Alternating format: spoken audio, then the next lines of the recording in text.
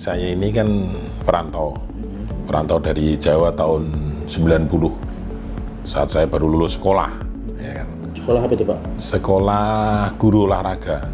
Oke. Jadi saya tingkat SMA? Ya, setingkat SMA, sekolah guru olahraga. Saya perantau dari Jawa tahun 90. Saya awali karena bekalnya pengalaman hanya sekolah guru olahraga, ya saya mencoba beberapa profesi, mulai profesi buruh kasar, ada di tukang bangunan, terus masuk ke lokasi tukang las, terus masuk lagi di ground handling, terus terakhir di kargo. Nah, itulah profesi-profesi saya. Tapi karier di politik tentunya saya awali di tahun 96. Itu saya menjadi satuan tugas dari PDI Perjuangan, namanya Satgas PDI Perjuangan tahun 96. Di mana itu Pak? Di Balikpapan. Balikpapan. Tugasnya ngapain nih Pak? Satuan tugas itu semacam pengamanan Satgas PDI Perjuangan Cakrabuana saat itu. Terus di tahun 2000-an saya masuk ke struktur partai. Struktur partai itu kalau di PDI mulai dari anak ranting, terus anak ranting itu kepengurusan di tingkat RT, terus masuk di ranting itu kepengurusan di tingkat kelurahan, terus PAC pengurusan cabang itu di tingkatan di kecamatan, terus di DPC. Jadi saya mulai di tahun 2000, ya sekitar 2005 saya masuk di struktur yang sebelumnya hanya Satgas saja. Saya awali dari karir itu tahun 2009 saya ditugasin partai. Kalau di struktur itu saya awali dari dari Satgas, terus kemudian ranting PAC. 2005 itu saya sudah PAC Balikpapan Barat. Terus 2010 itu saya sudah di DPC, Dewan Pimpinan Cabang. Pak, sorry Pak, sebelum jauh, tadi mengenai kargo, maksudnya ini kargo pengiriman kargo di bandara itu Pak? Jasa pengiriman barangnya. Oke, sampai sekarang maksudnya ketika sebelum jadi anggota dewan, bisnis itu bisnis terakhir ya sebelum akhirnya menjadi anggota dewan Pak ya? Iya, saya lebih fokus melayani masyarakat aja. Jadi itu profesi, terus itu karier politik saya. Di 2010 saya masuk di pengurusan DPC dari bendahara. Terus selanjutnya waktu itu kursinya masih 4. Terus saya sekretaris DPC 2000 berapa itu? Kan periodenya kan 5 tahun. Betul. Kursinya jadi 6 kursi. Terus terakhir di 2000 Pileg 2019 kursinya menjadi 8 kursi. Saya juga sekretaris DPC. Tahun 2000 Bapak masuk anggota dewan tahun 2000? Saya masuk jadi penugasan di partai itu, saya ditugasin partai 2009. Saya menjadi caleg di Dapil Balikpapan Barat. Saat itu saya suara nomor 2 di internal PDI. Jadi saya belum masuk di legislatif. Itu senior saya dulu almarhum Mbak Nuryati, jadi wakil ketua DPR. Kemudian Pileg 2014 saya ditugasin partai lagi, dan kebetulan saya dipercaya masyarakat, diberi amanah menjadi anggota DPR. Itu di Dapil Balikpapan Barat. 2019 saya ditugasin partai lagi, menjadi caleg, dan saya dari Dapil Barat terpilih lagi. Nah, itu karir politik saya di jenjang legislatif dan di jenjang struktural partai. Kalau boleh tahu, tahun 2014 itu kursi PDI 6. Saya jadi di struktural partai saya sekretaris, di legislatif saya ketua fraksi saat itu. 2019 sekarang ada 8 Pak? Ya ada 8 kursinya, meningkat 2 lagi. Saya di sekretaris, terus menyambung di ketua DPC, meneruskan perjuangan senior saya almarhum Pak Tohari Aziz. Kemarin kalau nggak salah sebelum jadi wakil Bapak jadi ketua komisi 1 atau ketua komisi berapa? Saya wakil ketua komisi 4. 1 pernah, terus kan 2,5 tahun kalau AKD itu kan. Terus masuk di komisi 2, komisi 4. Enggak, saya ini kan bekerja.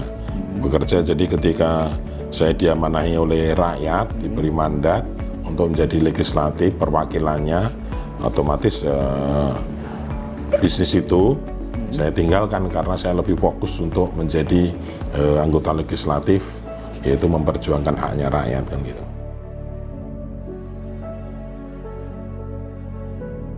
Ya kan anggota dewan itu hanya punya 3 tugas pokok.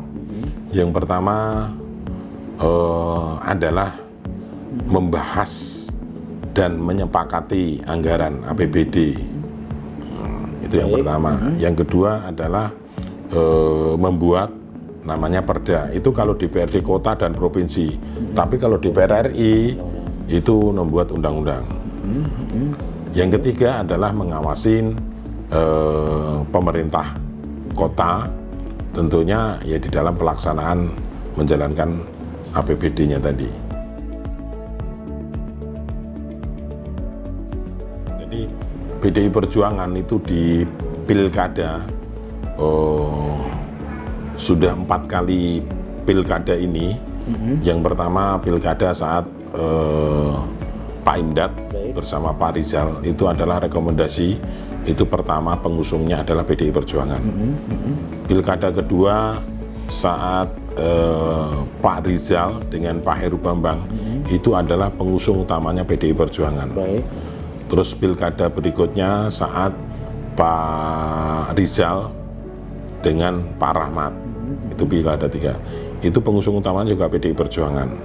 Dan pilkada yang terakhir adalah Pak Rahmat dengan Pak Tohari, senior saya, itu pengusung utamanya juga PDI Perjuangan dan Golkar. Artinya di 4 pilkada itu, 20 tahun terakhir PDI Perjuangan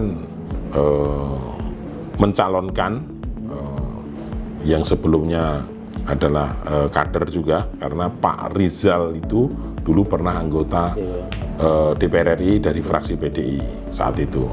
Pak Heru juga punya KTA PDI walaupun pernah keluar dari PDI juga. Calegnya PDIP maksudnya? Ya, terakhir calegnya PDI. Nah, itu kita selalu menang dan di 4 kali pilkada belum pernah kalah usungan dari PDI Perjuangan. Saya pikir itu kita menunjukkan bahwa PDI Perjuangan sangat solid di akar rumput, dan kita juga bisa lihat di data pilkada bahwa suara PDI Perjuangan itu utuh. Tentu tidak ada kaitannya ewuh pekewuh tadi dengan calon yang kita usung, atau mungkin bahkan kepala daerahnya dari PDI Perjuangan tetap harus berfungsi, karena bagaimanapun 3 tugas pokok tadi anggota DPR, ya kalau tidak benar dalam pelaksanaannya pemerintahan, ya kita arahkan, kita beri masukan, kita carikan solusi, duduk bersama. Contoh mungkin anak sekolah, banjir, dan yang lain-lain. Tentunya itu adalah menjadi tugas pokok kita.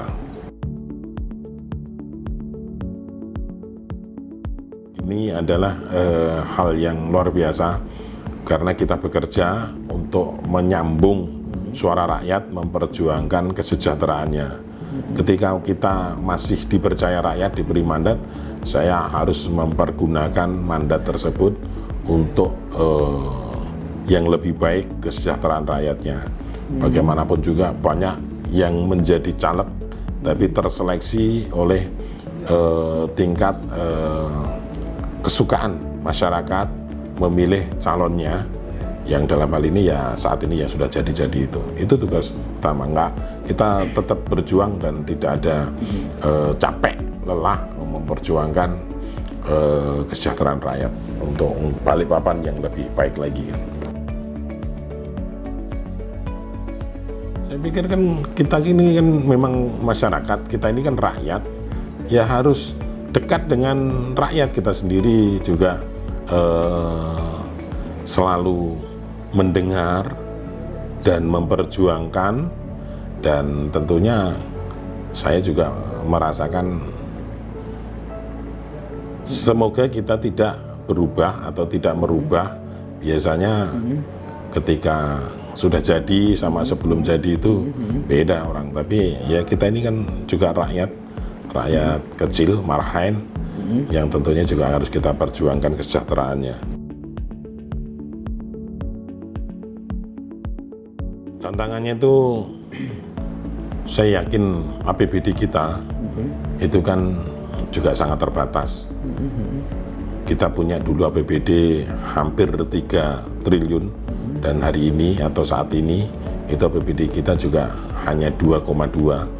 Artinya di sana pernah kita suatu ketika ada namanya Musrenbang, itu usulan masyarakat itu sampai 7 triliun, tapi kemampuan APBD kita kan sangat terbatas. Artinya di sana beberapa atau banyak usulan masyarakat yang belum bisa kita realisasikan.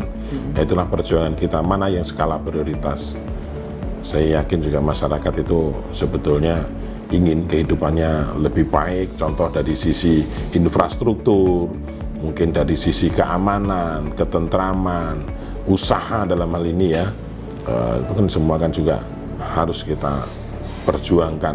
Itulah namanya tugas dan fungsinya DPRD, mendengar dan memperjuangkan harapan aspirasinya. Itu tadi kan, saya ini kan petugas partai, saya ditugasin partai 2009, saya ditugasin dari caleg, belum lolos saat itu. 2014 saya ditugasin caleg, ya alhamdulillah lolos. 2019 tugasin lagi caleg. Nah, saat penugasan itu kita lakukan dengan baik, dengan sungguh-sungguh. Ya contoh mungkin saya ini kan kalau di struktur partai saat ini juga ditugasin oleh DPP menjadi ketua DPC. Artinya kita jalankan program partai, arahan partai dengan sebaik-baiknya. Tujuannya adalah bisa menambah perwakilan di DPRD dari fraksi PDI agar kita lebih banyak mendengar dan memperjuangkan dari masyarakat. Saya petugas partai, ya semua kewenangan ada di partai. Contoh saja saya menjadi wakil ketua DPRD hari ini mungkin sekitar baru 1 tahun 5 bulan lah, kurang lebih itu. Ketika partai menugaskan saya untuk menjadi calon pengganti almarhum Pak Tohari, saya pikir di sana ada syarat dan ketentuannya. Karena syaratnya untuk maju ke sana nanti harus mengundurkan diri. Jabatan saya di sini jadi wakil ketua, ya saya kembalikan ke partai karena ini penugasan ke partai dan penugasan dari partai. Saya kembalikan untuk saya maju ke calon wakil itu dengan proses dan mekanisme tentunya mengikuti aturan. Walaupun kemarin di Pilkada 2019 itu partai koalisi yang ada 8 itu sudah memberikan mandat kepada Golkar dan PDI, artinya kepada Pak Rahmat dan Pak Tohari, dan itu sudah ada hasil plenonya dari KPU, dan hari ini sudah juga berjalan 1 tahun Pak Wali Kota menjabat. Tentunya ikuti aturan peraturan perundang-undangan yang berlaku, bahwa di sana juga bunyinya kepala daerah yang berhalangan tetap penggantinya adalah usulan dari partai koalisi. Tadi saya sampaikan ada 8 partai koalisi pengusung tadi itu. Ya kita ikutin aturannya. Ya sebetulnya kalau kita bicara DPR, itu kita bukan lagi menjadi miliknya satu dapil, tapi kita sudah menjadi miliknya masyarakat Balikpapan. Contoh aja mungkin terkait dengan PPDB ini, kita tidak lagi mendengarkan dapilnya di masing-masing, tapi mendengarkan suara atau keluhan masyarakat yang ada di Balikpapan. Kita mencari solusi, kita mendiskusikan dengan dinas terkait, mencari solusi. Contohnya aja, mungkin kalau fenomena hari ini atau beberapa tahun yang lalu terkait PPDB ini kan ramai sekali ya. Ya kita melihat data yang ada bahwa ternyata juga kita tahu bahwa lulusan sekolah itu baik SD maupun SMP itu tidak berbanding lurus dengan ketersediaan rombel yang diperlukan. Artinya kita mempunyai SMP baru 25 dan beroperasi baru 24. Sementara lulusan SD yang di Balikpapan ini banyak. Ya saya yakinlah kalau swasta itu juga banyak sekali yang maju, tapi rata-rata masyarakat Balikpapan itu arahnya ke negeri dulu. Ketika negeri sudah tidak diterima baru ke swasta. Tentunya konsekuensinya ya karena kalau swasta itu profesional untuk yang lebih kualitas, ada yang biayanya juga mahal itu.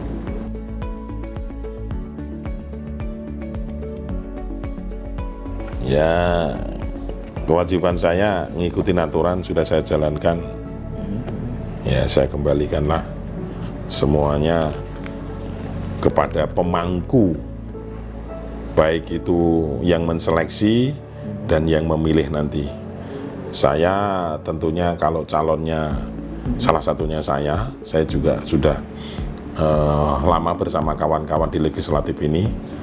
Ya, silakan menggunakan haknya, walaupun tadi di depan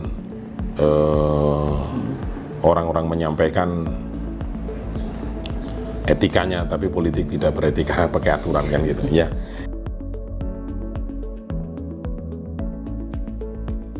Saya pikir kalau wakil itu tentunya membantu, dan di dalam membantunya acuannya adalah program kerja. Program kerja itu diambil dari mana? Yaitu dari janji politik. Janji politik itu dituangkan di dalam namanya Perda RPJMD, Rencana Pembangunan Jangka Menengah Daerah. Itu untuk 5 tahun atau masa jabatannya. Di tahun pertama fokus kemana, tahun kedua kemana, itu udah diatur di dalam perdanya. Nah, tentunya di janji-janji politik saat kampanye kemarin yang kita lakukan, itu juga banyak permasalahan, termasuk banjir, anak sekolah. Ya, tentunya itu menjadi prioritas-prioritas, selain juga mungkin terhadap pembangunan kota Balikpapan, yang tentu hari ini juga kita tahu bahwa kota Balikpapan, kota yang mungkin menjadi juga perhatian Indonesia dan dunia, karena kita sebagai pintu gerbang. Karena kita juga tahu terkait dengan IKN, Balikpapan sebagai pintu gerbang, tentunya ke depan penambahan penduduk itu juga sangat luar biasa. Bagaimana kita mengatur kota ini agar tidak terjadi crowded, tetap kota yang aman, nyaman, dan layak dihuni. Itu yang menjadi tujuan kita.